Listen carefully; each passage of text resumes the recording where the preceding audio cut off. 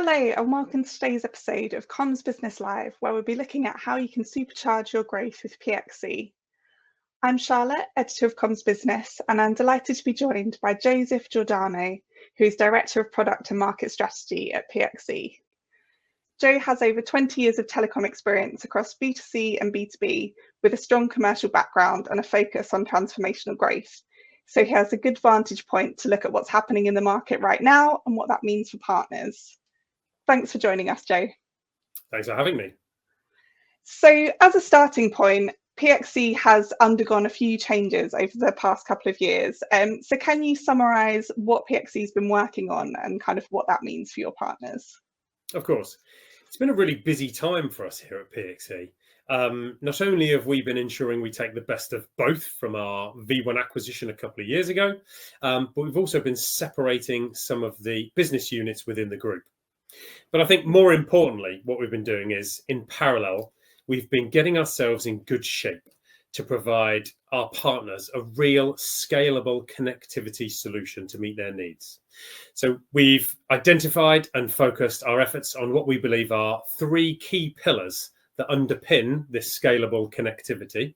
And they are in the form of our network, our products, and our access.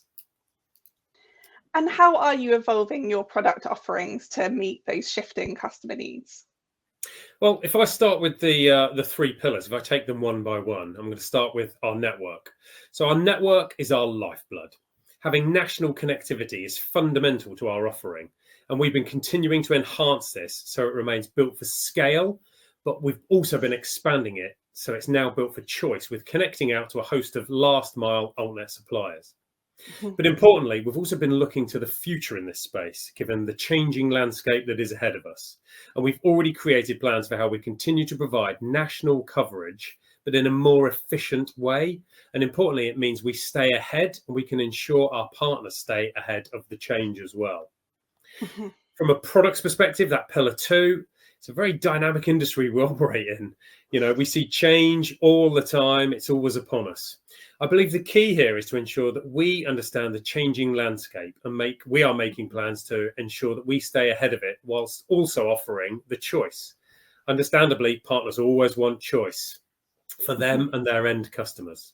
And this is why we've been developing a future fibre ready all IP portfolio of products, largely to be able to deal with the change that's imminent and upon us, whether this be the upcoming PSTN switch off or closure of exchanges.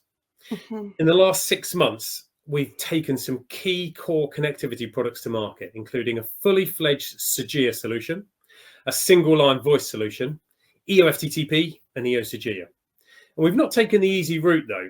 We've built what we believe are the right solutions for our partners. So take our single line voice product, for example. It's not just a hosted VoIP solution that we've built.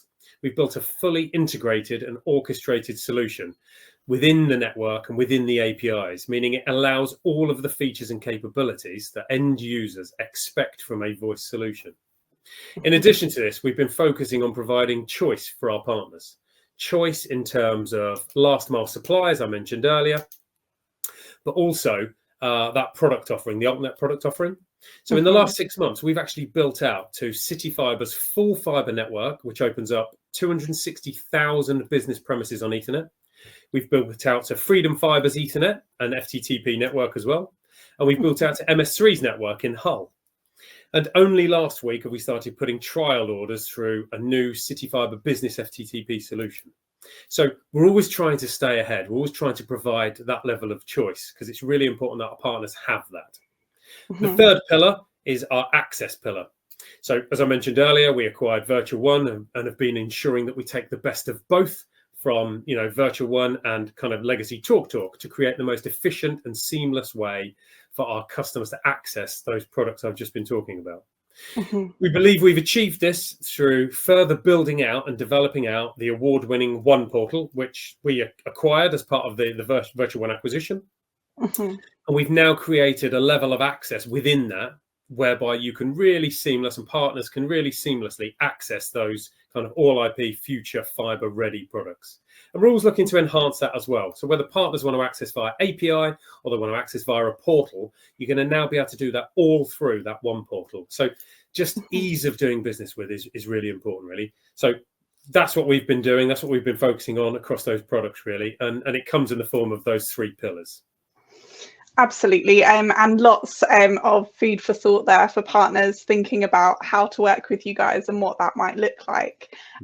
So kind of you've obviously touched on a few key points there, but what kind of would you say kind of in summary is it that makes it easy for partners to do business with PXC?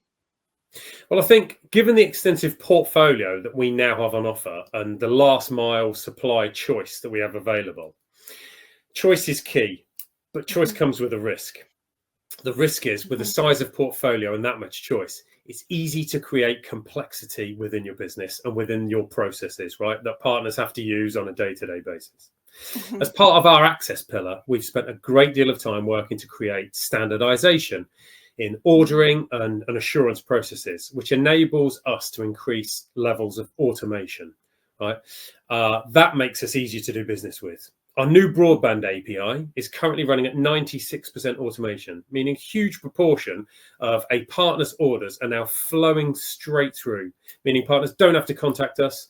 It doesn't inconvenience them. They don't have to continually kind of reach out and find out where orders are, status of orders, or how things are progressing.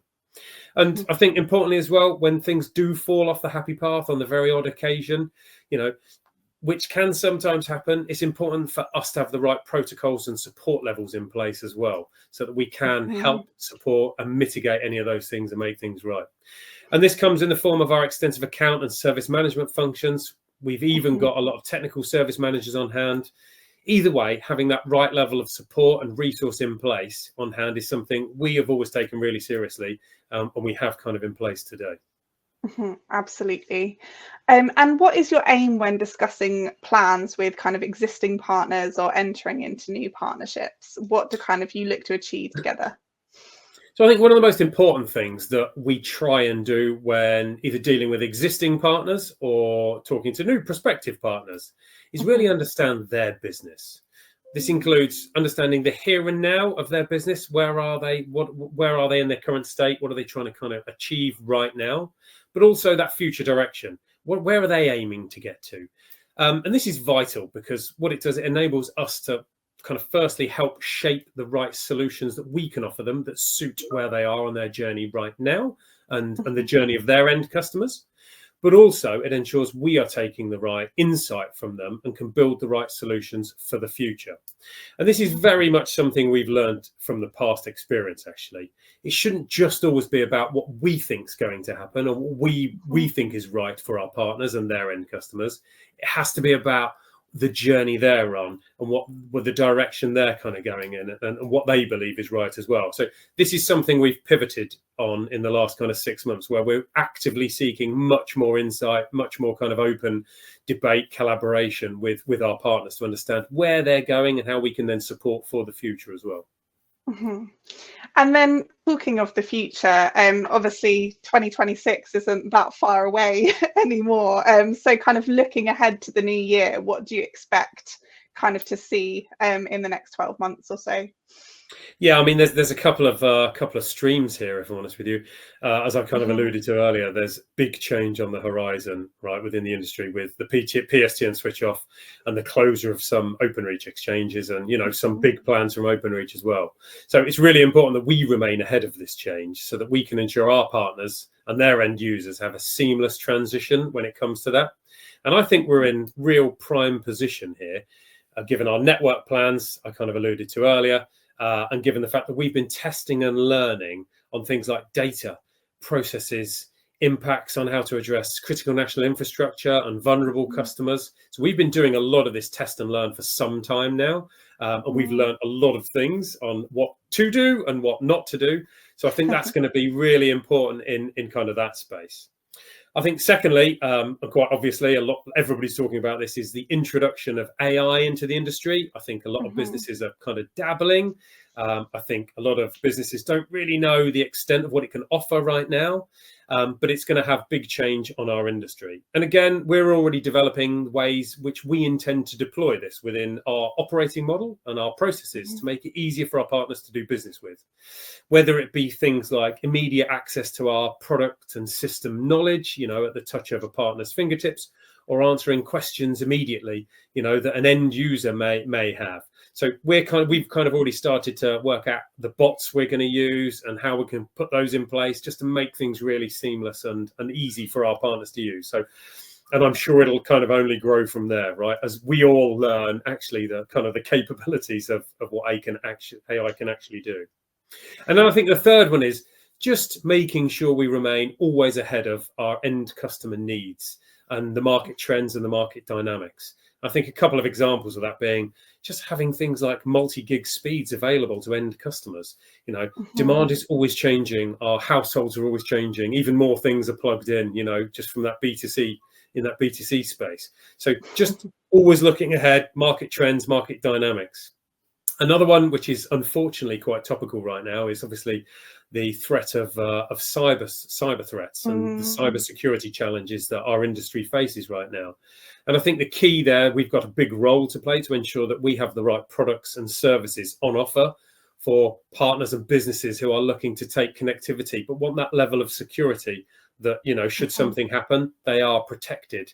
And then, in the event of something happening, they've got the right levels of support from us. So these are kind of the things we're thinking about right now in terms of, what 2026 looks like and what we're preparing for.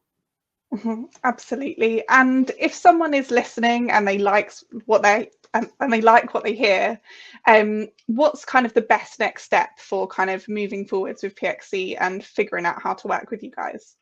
Yeah, so I think we've got our website, our PXC website, pxc.co.uk. We've got in the top corner there is a call to action. It's under the button of ready to level up, because we believe we are providing the next level of connectivity to our partners and prospective customers. So hit that button. It opens a form where you can fill out some information, and some of our kind of experts, our team of experts, will get back to you. So that would be my advice. Otherwise, reach out to me. I'm on LinkedIn, by all means. Lovely. So that does bring us to the end of this episode of Comms Business Live. Thanks, Joe, for sharing your thoughts with us today. Thank you for having me. And thanks everyone at home for watching. If you do want to follow up with PXC, as Joe's mentioned, there's various ways you can do that. There's also some links in the video description if you are watching this via our YouTube channel. But otherwise, thanks for joining us and goodbye.